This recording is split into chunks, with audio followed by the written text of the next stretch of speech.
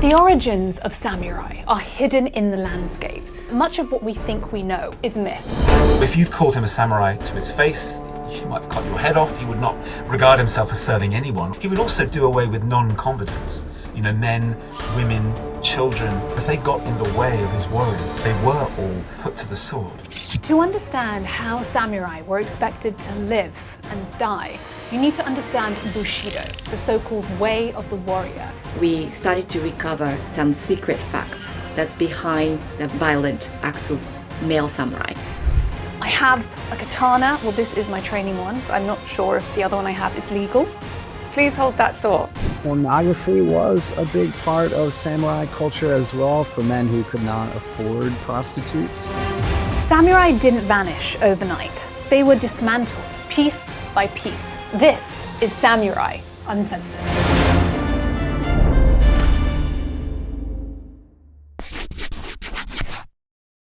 The origins of samurai are hidden in the landscape because Japan isn't just a few islands. It's over 14,000 islands formed 15 to 20 million years ago along the Pacific Ring of Fire. And out of that upheaval emerged four main islands: Honshu, Hokkaido, Kyushu, and Shikoku, fractured by mountains, earthquakes, volcanoes, and fast rivers.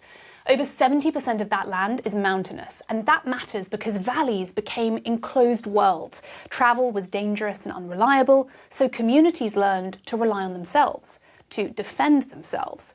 Imperial court authority was ceremonial, not really enforceable on the ground because of distance and the terrain.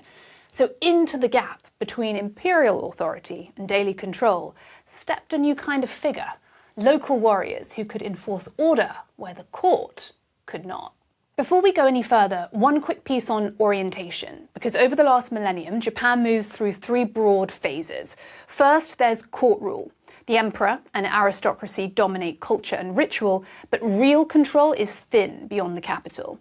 Then, warrior rule. That includes the chaotic warring states period that we'll hear lots about. Court authority breaks down, military leaders and local clans dominate politics. And lastly, state rule. So this is Meiji Restoration, rebuilding Japan as a modern nation state. With all that in mind, I asked Japanese historian Chris Harding to take us back to the earliest days of Japanese politics to find out how power really worked on the ground. In theory, in Japan, from the 6th century onwards, you have an emperor who's absolutely at the centre of things. From probably the late 8th century onwards, he's based in Kyoto, city we all know and love as Japan's sort of eternal city. Back then it's called Heian-kyo, so the capital of peace and tranquility. He has around him these aristocratic families, all of whom are having these fabulously refined lives, famous, I think, in that novel, The Tale of Genji. Maybe the world's first novel written by a woman named Murasaki Shikibu. So it's this centre of kind of culture and refinement in Kyoto, and then the emperor projects his power out into the countryside via imperial governors out in the provinces and via an imperial army, basically full of peasant conscripts who make sure that security is all right, and barbarians to the far north of Japan, this is what the emperor calls them anyway, are sort of kept in check. And it always fascinates me, this era, because later on, Japan has this reputation of martial values and being a great sort of war-fighting culture. At this point, the imperial army, full of peasant conscripts as it is, never covers itself in glory. We've got records of Japanese emperors saying, "What have you done? You run away again. How embarrassing, how disgusting." So although it's a united country, it doesn't really have this ability to project force, I think, in the way that the emperor might like. Why do samurai emerge? Is it out of this issue with projecting force? How do you control a country and enforce order? I think it is partly about that. Japan, around 1,000 years ago, has almost the same problem that we have in the UK now and again here, which is how big do you want to let your monarchy get? How many people's livelihoods are you prepared to subsidize, basically? And so 1,000 years ago in Japan, the answer to that is not too many. And so some parts of the imperial family are basically cut off. They're told to get your own surnames, go out and fend for yourselves in the countryside. And a couple of those families in particular become really significant to the story we're telling, the Minamoto and the Taira, they're called. So they go out to the countryside, and one way of earning your living out there is to be good with a bow and arrow and to be good with the sword. So if you're an anxious aristocrat in Kyoto and you've got these great land holdings in some far off part of the country, you will employ one of these families to patrol it, to look after it, make sure that your rivals don't get hold of it or that criminals don't come along and sort of steal your crops. So you'd employ these families as kind of security forces. You might also, if you've made enemies in Kyoto or you're worried about criminals, what you also might do is employ a big burly man with a sword to stand outside your bedroom door at night and make sure that nothing unpleasant happens to you. And the families who serve in this way come to be called samurai. So the Japanese word samurai comes from the word saburo, which means to serve or to attend. So I think that's where they come from, a combination of law and order out in the countryside and also in Kyoto itself, making sure that aristocrats are safe at night. How does power consolidate into a very clear samurai class that in reality is running the country? Yeah, so I think really up until the late 12th century, you still have, in theory at least, the emperor controlling the country from Kyoto alongside these quite powerful aristocratic families around him. One of them in particular, the Fujiwara, they're called, are often pulling the strings of the emperors. But nevertheless, Kyoto is sort of the center of the action. But what they miss, or what some historians think that the imperial family miss, these Kyoto nobles miss, is that out in the countryside, a place they're not really that interested in because they think nothing very interesting goes on there. What's happening out there is that some of these samurai families are consolidating themselves. They're building up wealth. They're building up control of territories. They are, I suppose, subverting that system of imperial provinces that has held until this point. And these rivalries eventually come to Kyoto. So by the end of the 12th century, this city that's famous for beautiful kimono, poetry, these gorgeous diaries, incense-smelling, tea-tasting. You have these lovely romances that get carried out by letter between men and women across the city. It's a beautiful place and a wonderfully refined culture, but suddenly it gets hit by this tidal wave of violence, where these samurai rivalries from the countryside make it into the city. Houses are being burned down. The streets are running with blood. You have severed heads stuck up on spikes as a sort of warning to the others. And this crescendo of violence in really the 1180s, where you have a full-on civil war, mainly with the Taira and the Minamoto families against one another, those two families that I mentioned earlier on, descended from the imperial line. And 1185 is the point where that civil war ends. The winners are the Minamoto family, and from then on, they are in control of Japan. And the emperors, from that point to this, never really regain real power. So it's an interesting eternal lesson of politics, isn't it? That government centres ignore the provinces and the rural areas at their peril, and that still happens today, electorally. So who is the shogun, and where does that role come from? So that role goes back a few centuries to the old imperial army, as we were saying, not often distinguishing themselves in battle. It comes from a longer word, which means something like barbarian crushing generalissimo. So back in the day, the emperor would send this person out at the head of his own army to go and take care of difficult northerners, as he saw it. Now it gets used by Minamoto no Yoritomo, who is the leader of the victorious Minamoto family. Because, interestingly, what he doesn't want to do is get rid of the emperor. This isn't a full-on coup where you get rid of the imperial family. In Japan, the emperor at this point is regarded as semi-divine, as connected with the gods. He's sort of central to Japan's identity and maybe even to its kind of spiritual security. So you can't simply get rid of this family. People wouldn't accept it. What you can do is, quote-unquote, accept the title of shogun from the emperor. And it's sort of a fig leaf for the transfer of power.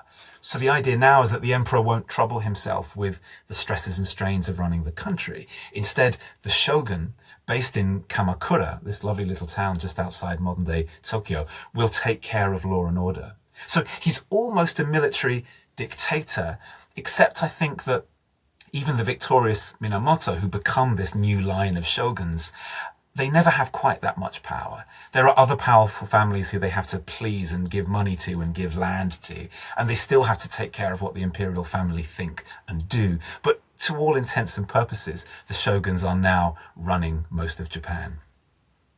If we look at the Japanese population as a whole, when the power of the shogun consolidates, as does the samurai class, who benefits most and who's paying the price?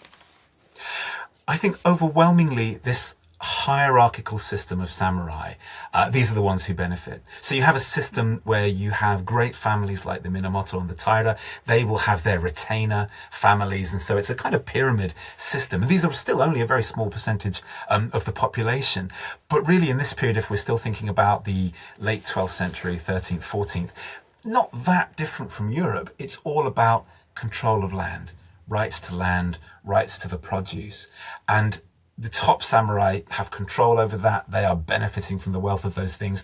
And, right at the bottom, right at the other end of things, are the peasantry, who have to pay a proportion of their crops in all sorts of forms of taxes. They try, the shoguns, to offer a system of justice. They're quite serious about law and order. They publish all these legal codes, which give a certain degree of protection to the population. But in the end, yes, it's people at the bottom of society who are funding the samurai the way that they used to fund the lifestyles of the nobility. When are the samurai at their height?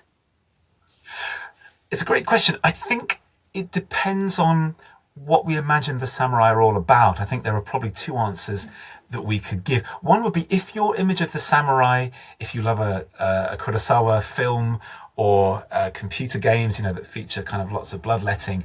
That's my sort of sword gesture. If it's all about the swashbuckling, and the violence and the strategizing and the spying, which is all very exciting, I suppose the high noon of the samurai then would be what we call the Sengoku Jidai, so the era of the warring states. This is really the late 15th and the 16th centuries. So by this point, the power of the shoguns has started to fall away. The emperor still has no real power. The emperors are actually quite poor at this point. Some of them are so poor that when they die, their family can't afford a funeral. So they're really in dire straits. Real power in Japan at this point, what we call, as I say, the Sengoku Jidai, involves local warlords in charge of their own domains. So Japan is a kind of patchwork quilt of feuding warlord domains, and each warlord is more or less in complete control of his part of Japan. And really, I suppose the story of Japan in the 16th century is this gradual move towards warlords duking it out until one of them, a man named Tokugawa Ieyasu, is able to gain control of more or less the whole of Japan and institute a new shogunate. That happens right at the beginning of the 17th century. So that would be the high noon of the samurai for some. The other answer you could give is to say, actually, the greatest period for the samurai begins at that point, at the beginning of the 17th century. Now Japan has this beautiful period of peace, 2.5 centuries, but the samurai is still around. And so they are artists, intellectuals, they're poets. A great haiku poet like Matsuo Basho, he was samurai.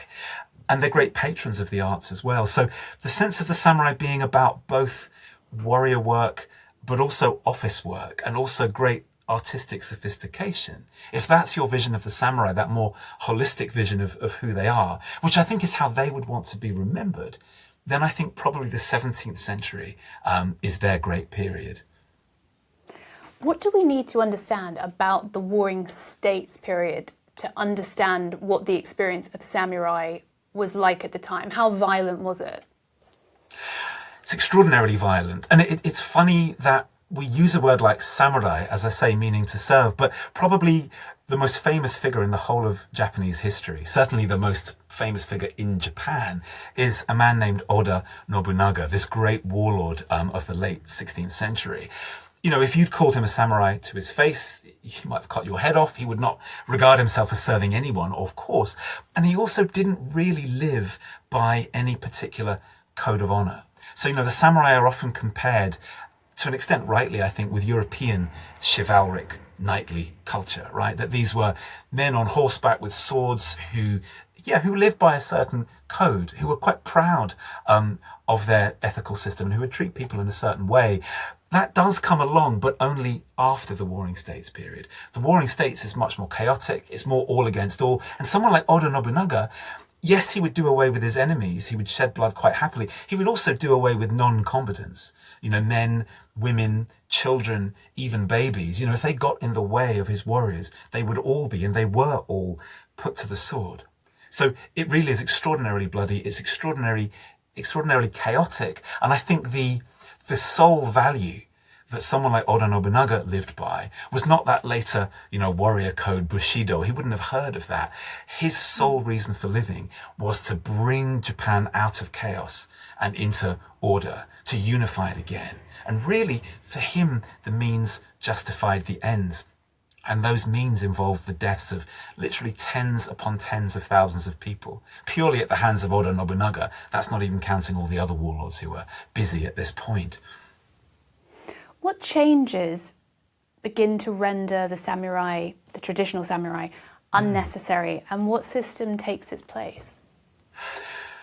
So there's this lovely sketch by an artist called Hokusai. People will know him, you know, from the Great Wave off Kanagawa. But he does this great sketch in the 1830s, which I think maybe not as many people would have seen, which features a samurai sitting on a toilet with this great look of relief over his face, while outside, kneeling on the ground, are his retainers, all holding their noses. And what it says, I think, that by this point in Japan's history, by the 1830s, the image of the samurai, the popular image of the samurai, certainly amongst wealthy, middle-class, urban Japanese who are not themselves samurai, has really done this 180 turn. So even just a couple of centuries before you have these amazing in the toilet, figures, you might say. Yeah, the image is quite literally in the toilet. That's a great way of putting it. You know, even just a couple of centuries before, early on in the Tokugawa period of peace, you have these wonderful figures like Miyamoto Musashi, this famous swordsman, who, besides being a great swordsman, is a wonderful strategist and a great writer of aphorisms. He has one which I love: "Think lightly of yourself and deeply of the world." That's one of my personal favourite quotes. Right? Yes. It's absolutely beautiful. That's a real line to live by, I think. But 2 centuries later, you know, when you get to the period that Hokusai is talking about, a lot of people are starting to say, in places like Edo, now Tokyo, what are these people for? They're almost parasites, because the samurai get awarded a stipend by their lords, in return for which, yes, they may do a bit of office work, a bit of civil administration, but lots of them become associated with just wandering the streets, doing a bit of shopping, writing bad poetry, gossiping, visiting brothels, and ordinary people are, you know, sweating blood to try and earn the money that effectively feeds them. So there's a great sense, I think, of resentment in some areas against these people. There's also a sense that although the samurai are technically at the top of society, in reality, they're almost at the bottom. Because where the real money is in Japan by the early 19th century is in trade. And the samurai are forbidden to get involved in trade. So the merchants, who are technically at the bottom of society, some of them are quite rich, big houses, swanking around in silky robes, whereas some samurai are so poor that they might spend a lot of money doing up the outside of their houses. But then if you go inside, the tatami mats will be worn away. They won't be eating much. They might be negotiating to sell off a sword or armor or even a daughter to some wealthy merchant just to, you know, put food on the table. So the system, I think, is clearly broken. And then what happens is, in the 1850s, the West comes knocking, right? So the Americans, British, French, Russians and others start turning up and saying, look, in the world of today, Japan has to open its doors to diplomacy and to trade. And when the Japanese do that and they start visiting places like London or Washington, New York, all over Europe they go, they see that nothing like the system of samurai exists or is even necessary. You know, if you want security for your country, what you do in the mid-19th century is you get yourself the latest technology and you train ordinary peasants, working class people to basically use these things, and you sort of send them into battle, you know, classic cannon fodder if necessary. So the samurai are really an expense that no one can afford anymore. And so by the early 1870s, samurai status is done away with. And they're replaced by civilian politicians and by these new, it's almost a 180, again, conscript armies. But at this point, they soon become better trained and better equipped than, you know, of course, the imperial army of 1,000 years before. So yeah, the samurai, really, sad though it is if we feel romantic about them, they are surplus to requirements and they're just done away with. After that point, Chris, do you detect ripples of their history, traditions or ethos in Japan today? I think yes, definitely, for a couple of reasons. One is that by the end of the 19th century, a lot of Japanese intellectuals are starting to notice what I suppose they would call an imbalance of trade when it comes to the flow of culture between the West and Japan. You know, if you were in Japan in the 1880s, early 1890s, in a place like Tokyo, you would see people eating Western style food, wearing suits, attending universities, maybe working in science labs, reading Western novels, you know, or books about political theory. There was so much coming in from the West that some in Japan were starting to worry that Japan's going to look like Great Britain in a few years. It'll be culturally indistinguishable from a European country or perhaps from the US. And so what they say is, surely there is something in Japanese culture that we can hang on to and that we can actually export abroad. And so you get a series of books published in English all about how wonderful Japanese culture is. So tea ceremony, Zen Buddhism, and also a book called Bushidō, The Way of the Warrior. So there is an attempt to kind of remake samurai warrior culture as being something respectable, something that is a kind of analogue of European knightly culture. And so they really sell that quite hard. Lots of European Western collectors will go to Japan and buy themselves some Japanese armor, buy themselves a little bit of that tradition. So that's there. I think the second part of it, maybe the darker part of it, is that when Japan then gets to the 1930s and the early 1940s, and it descends into what the Japanese call a dark valley of militarism and authoritarianism, some of the senior figures in the Imperial Japanese Army like to imagine themselves as samurai. So they will meditate. They will have themselves swords made from the old samurai era. You know, for a while they've been using these flimsy French sabers, but they say, no, that's not romantic, that's not Japanese. We will make ourselves these old Kamakura era swords, and we will have this, I think, quite perverted rhetoric of what it means to be a true samurai, really oriented around clearing your mind and taking life as and when you must. So it's a real bastardization of the tradition, but that does go on, I think, in that period. Okay, so now we understand the arc of the rise and fall. Let's flesh out something that Chris mentioned. What exactly was the samurai's place in society? So pre-samurai, there was a hierarchy based overwhelmingly on birth, and we can imagine society in this kind of pyramid. So at the top of the pyramid was the emperor, revered as divine, but still constrained by court politics. Tier 2 was aristocratic clans like the Fujiwara, who effectively ran the government. Tier 3, lesser nobles and officials. Tier 4, the majority of society, peasants, farmers, artisans, commoners. This was not a codified class system though. That comes next. Over the following centuries, Japan moved to what's known as the Four Estates model, Shinokosho. It was formalized by the mid-1600s under the Tokugawa shogunate, and it was a Confucian ideal based on perceived contribution to society. It became key to how people understood their place. The emperor and old court nobles were at the absolute top, actually floating symbolically above the system of working people. The emperor was seen as divine, symbolically supreme, but in reality he was isolated from most government business. The first of the estates was the warrior class. This included, in descending order of hierarchy, the shogun at the apex, military ruler, head of the entire warrior class who held the governing power. Powerful regents sometimes controlled figurehead shoguns, but the shogun remained the formal head of the warrior hierarchy. Daimyo next, powerful feudal lords who were subordinate to the shogun, then samurai after that. Most samurai were retainers who swore allegiance to specific daimyo or directly to the shogun. They were about 7% of the population. Tier 2 were farmers, peasants. Rice was the primary tax currency, obviously food always essential. Tier 3, artisans, craftsmen. Tier 4, merchants, lower than you might expect, but on purpose. Because of their earning potential and potential for influence, this low class designation kind of kept them in their place. Beneath 4 lay outcast groups, those performing unclean but essential jobs. Leather tanning, butchering, disposing of animal and human corpses, execution work. Blood and death were seen as deeply polluting in both Buddhist and Shinto beliefs. In reality, money and geography complicated this neat little pyramid. Many merchants became richer than low-rank samurai, and power was messier.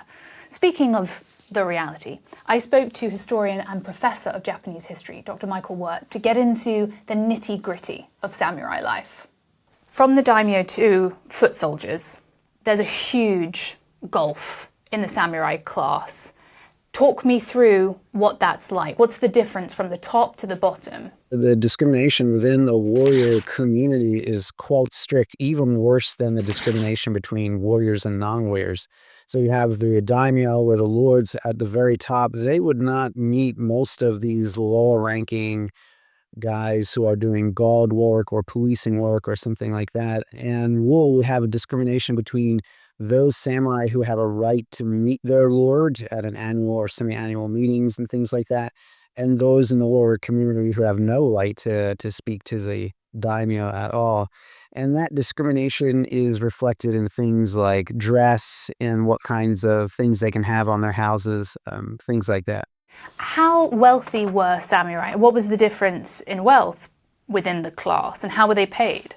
Right, and this is a great question because we often refer to the samurai as a class, and class has this kind of economic or material connotation to it. Right. But the samurai, a lot of samurai are not wealthy at all. And in fact, there are samurai who are so poor they have to turn to selling their swords or engaging in scams and other types of grift in order to make money. If you were a daimyo of a large chunk of land, you could in fact be quite wealthy.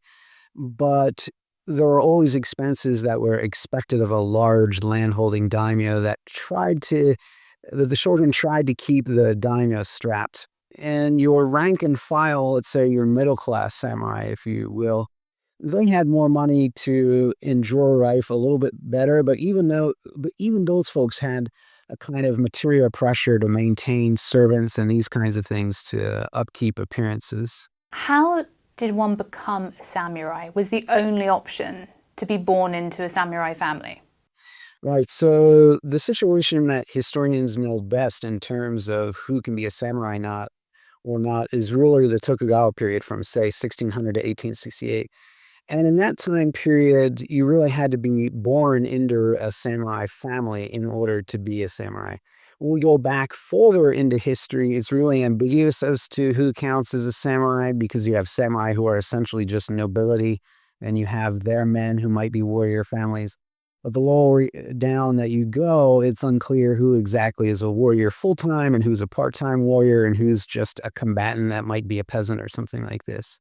So in the Tokugawa period, mostly you have to be born into those families. But there are some cases where you could pay a poor samurai to formally adopt you, so you could essentially pretend that you're a samurai by wearing swords or something like this.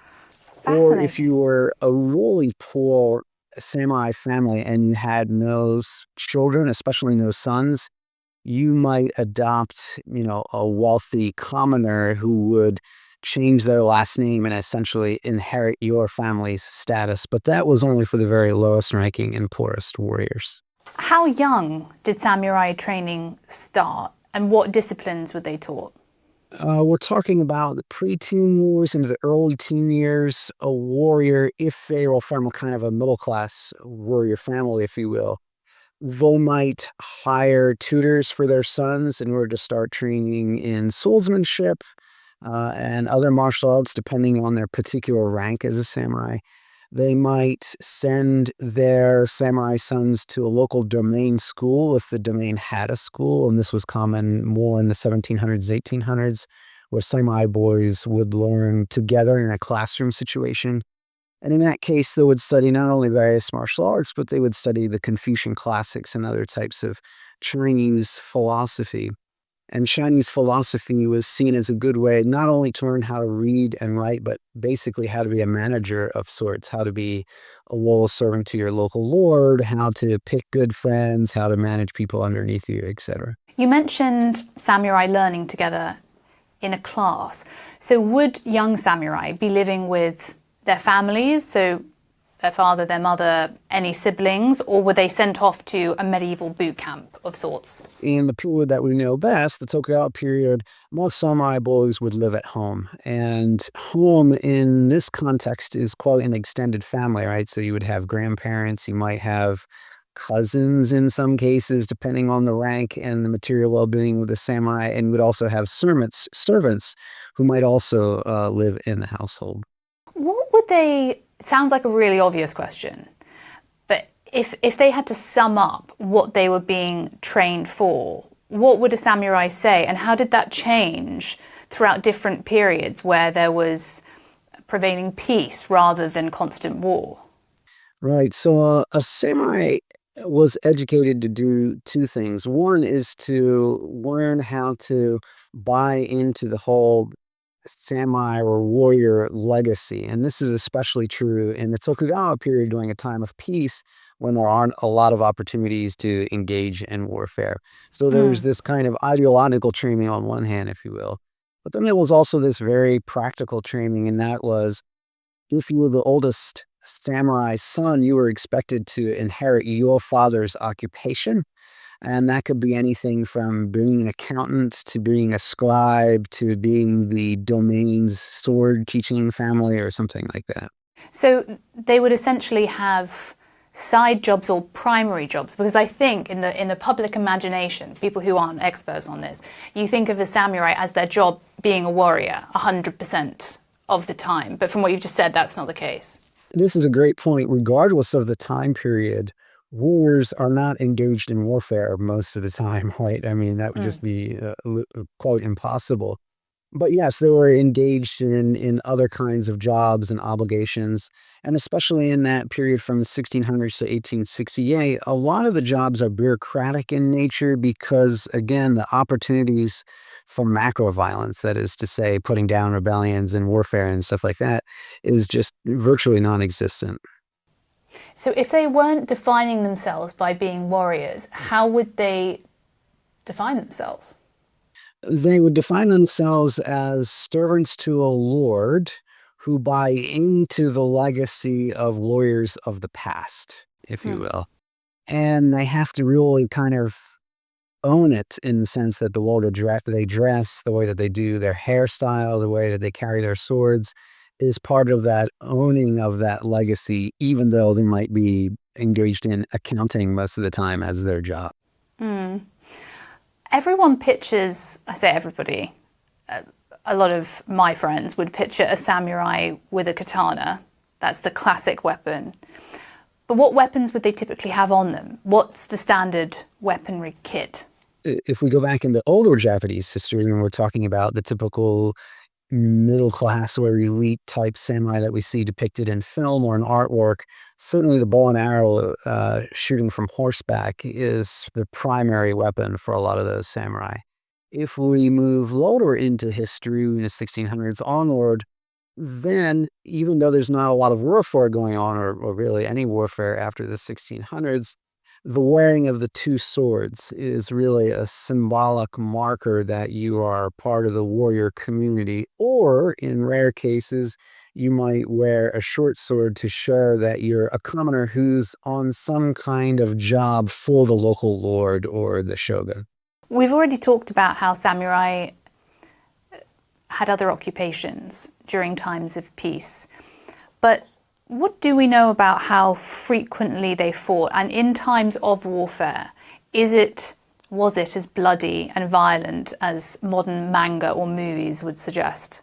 The interesting thing is that the kind of mass warfare that we would think of when we think of medieval warfare anywhere, like large groups of people in blocks and things like that, that kind of warring states period of the 1500s would have been quite a bloody time. And there was a lot of anxiety that not only could your enemy maters attack you, but someone from within your own group could assassinate you or betray you or something like that.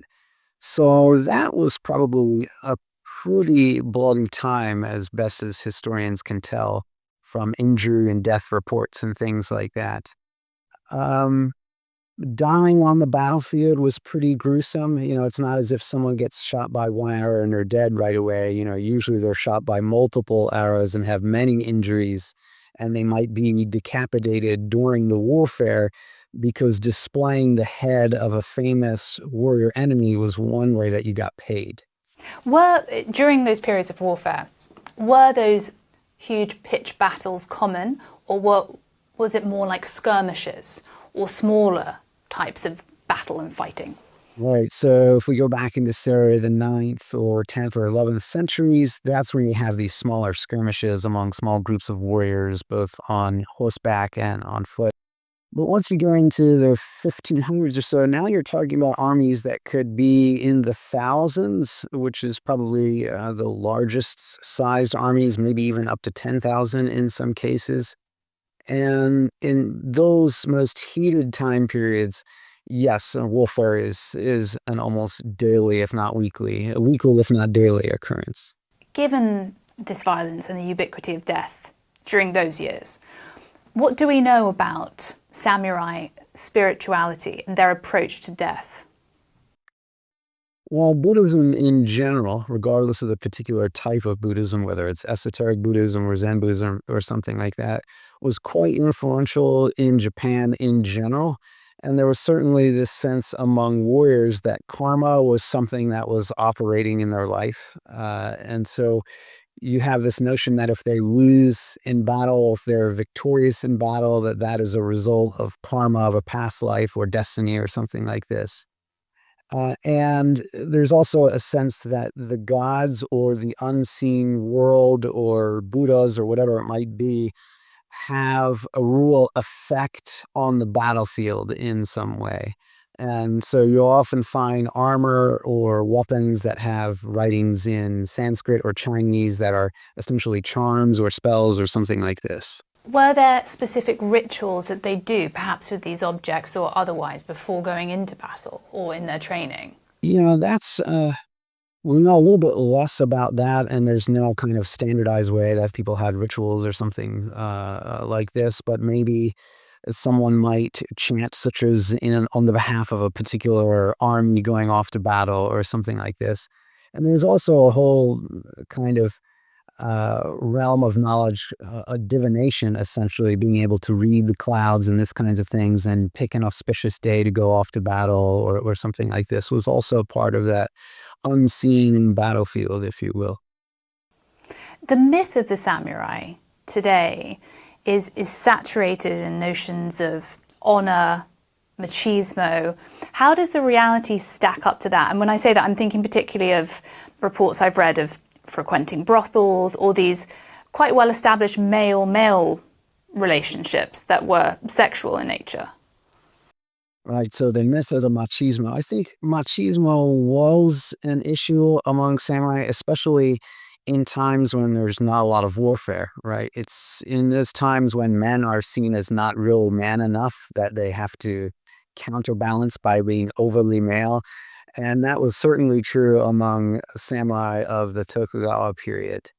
And so, things like seppuku or maybe getting into fights during times of chaos, like at the end of the Tokugawa period, were certainly seen as rare opportunities to really prove yourself in a legitimate way and not get punished for getting into a fight or something like this. And what do we know about their behavior in terms of brothels and this shudo, if I'm pronouncing it correctly, which I highly doubt I am? Yes, samurai extracurricular activities, Yes, if you will. that's a better way of putting it. Certainly included, if they could afford it, visiting a brothel or visiting Yoshiwara, which was one of the famous red light districts in the Tokugawa period. Those were certainly part of the popular culture of samurai. I would say that only the most elite samurai, the high-ranking senior advisors and lords and things like that, could afford to have a lot of courtesans and engage in various activities in red light districts. Pornography was a big part of samurai culture as well for men who could not afford prostitutes. And then you also mentioned shudo. Shudo is this kind of idealizing of male youth beauty. And it was sometimes part of the relationship between a samurai mentor who might have been in his 20s, advising and tutoring a teenage samurai. And this was not considered illicit activity. This is something that, parents would know about. And it's something that would cease when the boy went through a ceremony to become formally an adult, then that kind of romantic relationship would come to an end. So it's like pederasty in the ancient world. Okay. So you touched on this a little bit. In the long periods of peace, and when we're coming up to the close of the era of the samurai, what happens to the samurai class psychologically when there aren't wars to fight? What happens to warriors psychologically? Well, a lot of warriors probably didn't care that they weren't always finding opportunities to get into fights. Warriors who had a little bit of money would often have a lot of time on their hands, and so we see samurai who are engaged in things like practicing tea ceremony or engaged in scholarship. Some of them become painters. Some of them even essentially, if not formally, drop out of the samurai status and become physicians or scholars or something else, right? And in fact, this real angered many daimyo because they weren't being warrior enough. And Sergo was this constant refrain in the later Tokugawa period of, you should all be doing martial arts more. Your bodies are weak. You should be going out there training, going on hikes and things like this. And there was a kind of a backlash against that, like, get off our case. Why are we, being forced to engage in training martial arts all the time when we don't really need it. But for the most extreme kind of political activists at the end of the Tokugawa period, they fully bought into the notions of warrior legacy. We could even argue that in some sense they're LARPing what it is to be a warrior, this kind of overreacting to what it means to be a warrior and actually acting it out. What samurai stereotype that we see in film or television is wrong? Wow, where to start? I mean, take your pick. I was going to say, actually, yeah, which is the one that you would most want to correct? It's a better way of phrasing that question. Boy, I think if we talk about samurai depicted in Western media, a big example that pops into my mind is actually a question that a student had for me the other day. She asked me, she said, I was watching Shogun, the series, and people are always crawling all the time, or they're, moving from loyal to the mat. And she said, to what degree was that true or not? And your question really prompted this in my head, because I think the biggest mythology is that when we see samurai depicted, it's often a very elite, high-status samurai life that is depicted and aestheticized. And that's probably the biggest myth. I think a movie like Twilight Samurai, where you have these low-ranking samurai who engage in other types of occupations to make money on the side, like making toys or making umbrellas or something, whatever they can do just to get by because they're stuck in the samurai status, is a much more accurate depiction. To understand how samurai were expected to live and die, you need to understand Bushido, the so-called way of the warrior. It wasn't a fixed ancient code. It was actually put together later during the long peace of the 17th and 18th centuries, when samurai were no longer fighting constant wars and needed some kind of moral justification for their status. It drew heavily on Confucianism, hierarchy, loyalty, obedience, blended with Zen discipline and martial practice. One Edo period quote summarizes Bushido rather bluntly: "The way of the warrior is found in death." Samurai were trained to meditate on and accept their own death in advance, to strip away fear, hesitation, and that instinct to preserve the self.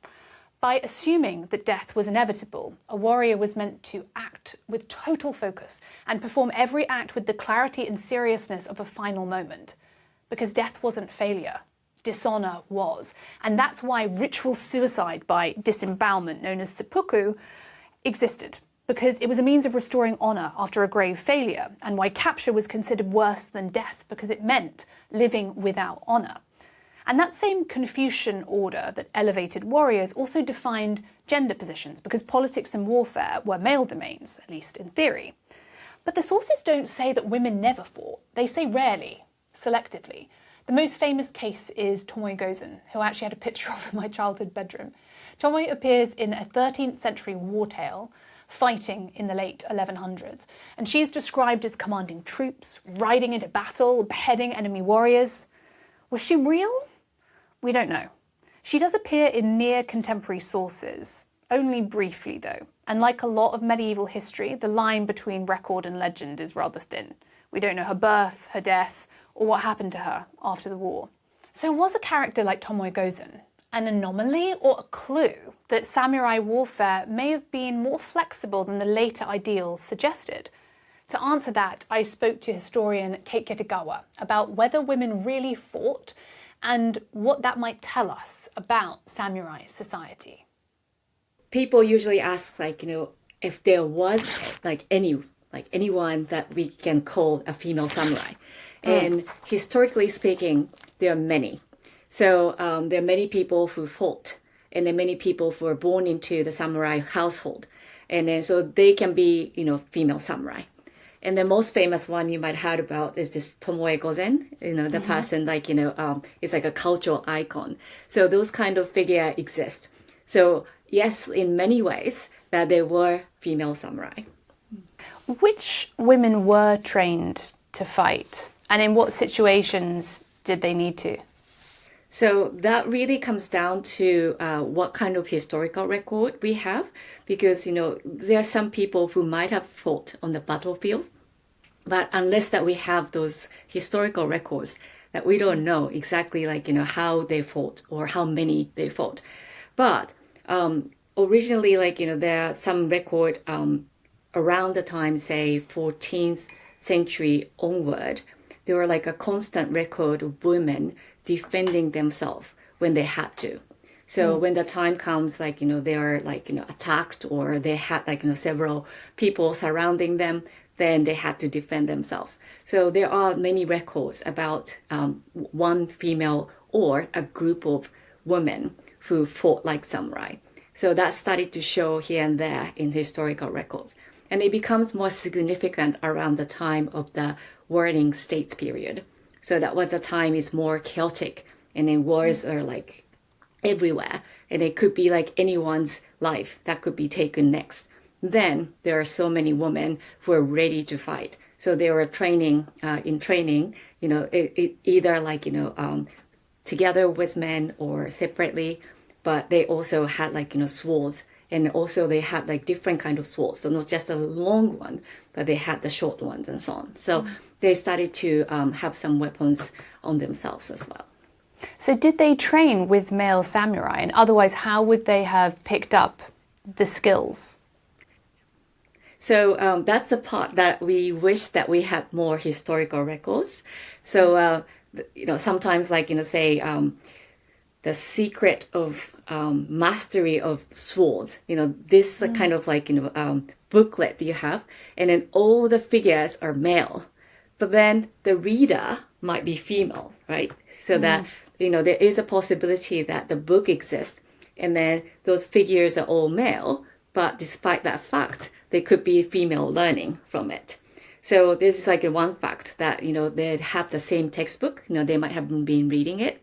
And also for the formal training, in the movies and so on, usually the male samurais teaching other samurais, especially boys, and also their relatives, and they're all male. But how do they have those skills? Female have those skills. Obviously, somebody has to teach her. So it could be family members, or it could be their fathers, their uncles. They were teaching them how to do this. And also from female to female, they had significant pathway of knowledge, not just the swords skills and other martial arts, but they have to learn how to read, how to write sometimes, and then those skills were passed on from women to women as well. So there are many ways that we can imagine that women be learning how to use swords and then how to master the skills in the battle. In your essays, you talk about women playing a singular role, especially during the more chaotic periods. Tell me more about that. Right. So the chaotic period really comes down to the time of the unification.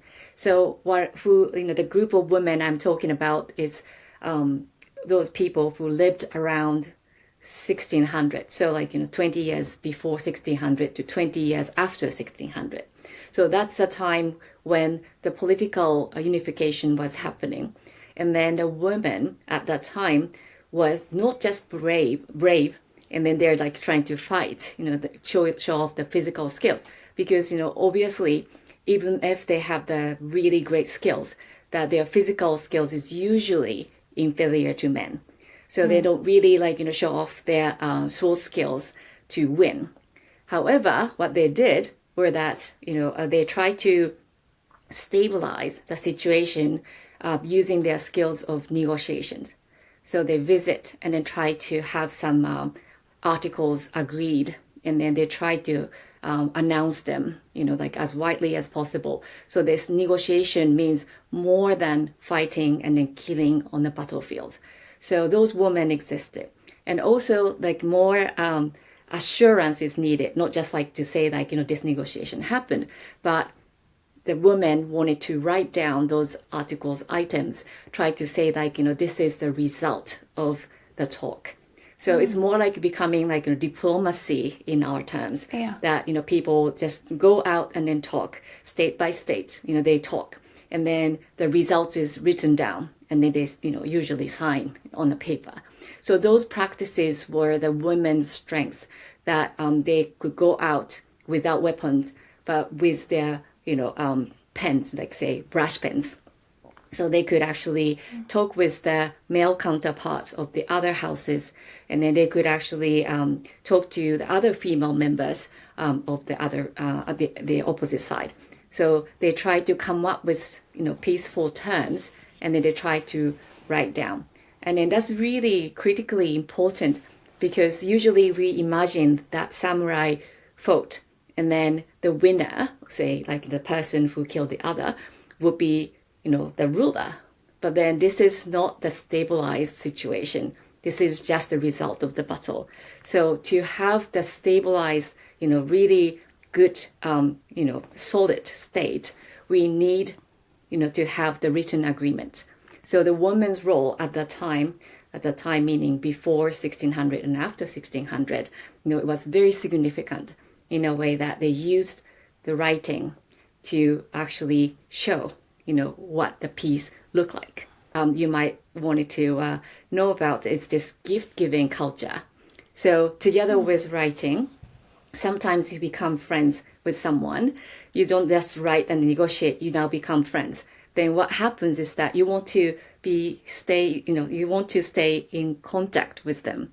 And then sometimes not just to send a letter, but you like to send out a nice gift, right? Mm-hmm. So then they will receive both letter and then gift, and then they feel much better about the relationship. So women's skill was not just at the time of negotiations, but to maintain those peaceful terms by doing the gift giving at the certain time of the year. It makes me think, having covered politics for years on CNN, it makes me think about when everybody analyses the gifts that world leaders give to each other, and some are very well thought out and sensitive, and some are a pack of DVDs, and we read quite a lot into that, so I can see that continuity over time.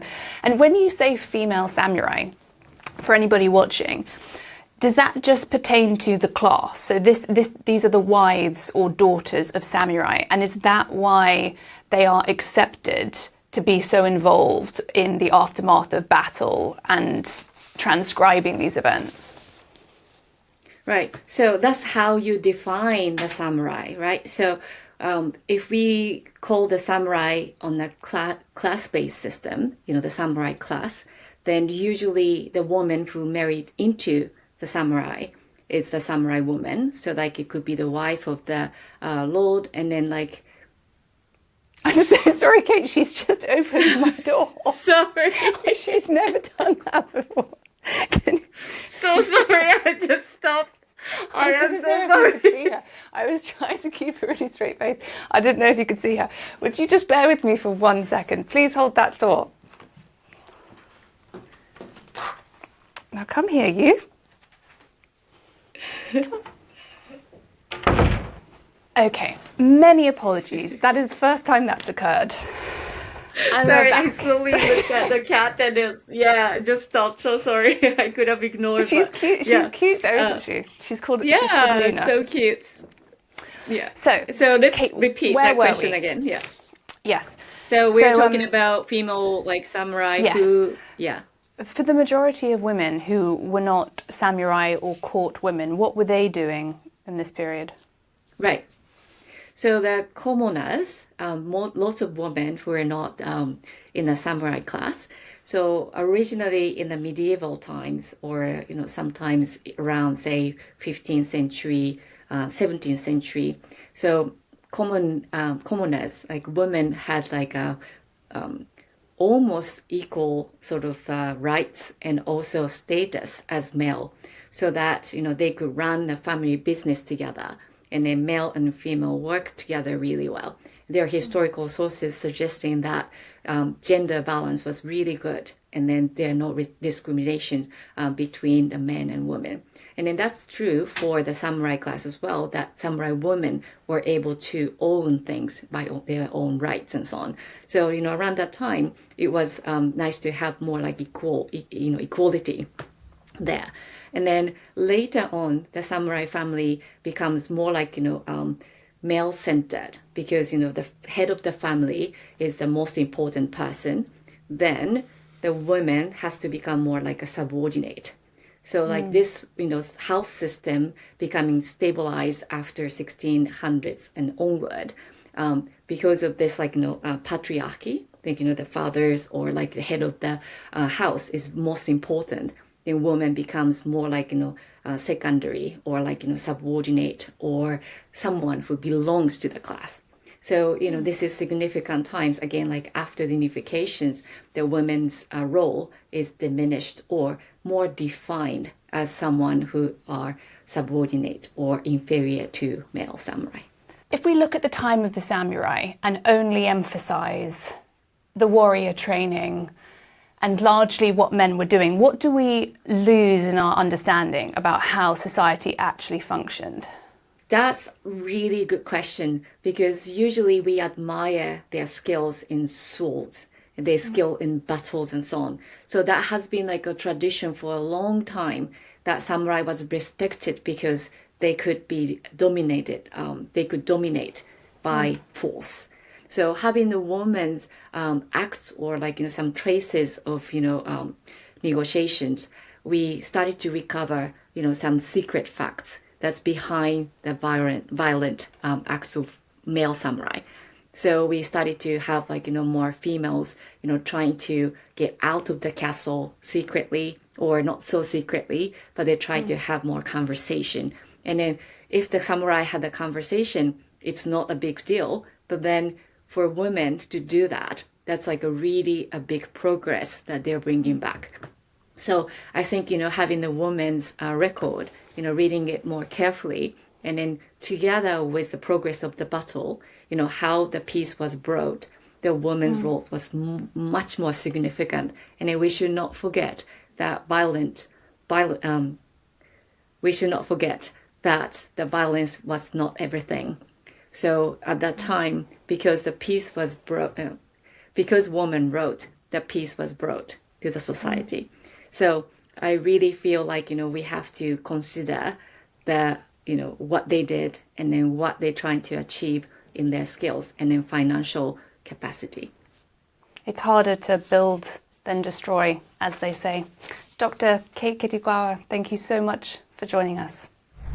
Samurai didn't vanish overnight. They were dismantled, piece by piece. After the Meiji Restoration of 1868, the new government abolished feudal domains, dissolved the warrior class, stripped hereditary rank, and in 1876 banned samurai from carrying swords in public. On paper, the system was over. But samurai families didn't disappear. They became bureaucrats, officers, prefects, often governing the same regions in modern institutions. And Bushido? It was repurposed. In the late 19th and early 20th centuries, its ideals, absolute loyalty, self-sacrifice, death before surrender, were absorbed into Japan's modern military, producing discipline and victory in some wars, catastrophe in others. After 1945, the swords stayed down, but the emphasis on hierarchy, endurance, and group order remained, reshaped into schools, companies, social life. The samurai still reverberate through Assassin's Creed, movies, manga, and perhaps that's why, once Japan entered its long peace, writers began mythologizing samurai, not just preserving history, but polishing the story of discipline, sacrifice, and purpose. They knew that they were onto something culturally powerful and unique, and centuries later, we're still drawn to it. The idea of living and dying with meaning, ideally looking like a badass with a sword. That's my personal fantasy, anyway. If you enjoyed this episode, please subscribe. Thanks for watching History Uncensored. I will see you next time.